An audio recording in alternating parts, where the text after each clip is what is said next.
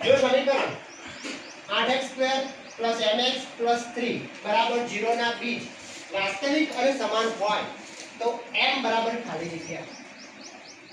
તો ત્રણ શરત છે. જ્યારે d ની કિંમત જે વિવેચક છે એની કિંમત ધન હોય ત્યારે બે ઉકેલ મળે. બે વાસ્તવિક ઉકેલ અને બિન મળે. બિન એટલે કે અલગ અલગ. જ્યારે d ની કિંમત ઋણ હોય ત્યારે ઉકેલ મળે નહીં.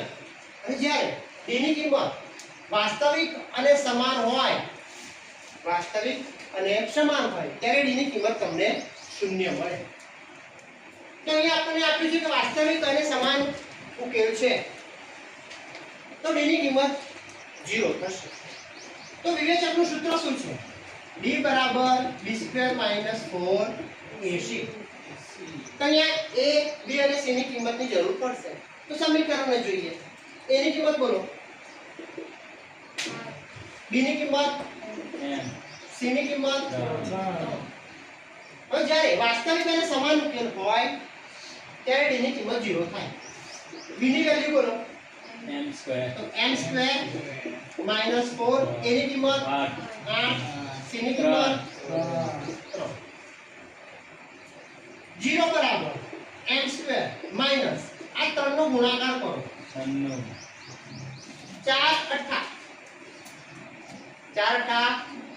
32 32 ગુણ્યા 3 96. મારે m ની કિંમત જોઈએ છે. વધારાનું પદ છે -16, એને બરાબરની પેલી બાજુ લઈ લઈએ તો શું લખાશે? 96 બરાબર m². મારે m ની કિંમત જોઈએ છે, અહીંયા m² છે તો સામે વર્ગમૂળ લેવું પડશે. તો શું લખાશે? તો વર્ગમૂળની અંદર 96 બરાબર m. હવે 96 ના ભાગ પાડીએ, અવયવ પાડીએ. તો 96 છે એ 16 ના ઘડિયામાં આવે છે. બોલો 16 96. તો 16 ગુણ્યા 6 લખાશે બરાબર m. 16 નું વર્ગમૂળ નીકળે 4. કેટલું નીકળે? 4.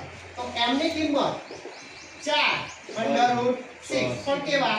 Plus or minus. તો તમારો જવાબ આવશે પ્લસ ઓર માઈનસ 4√6.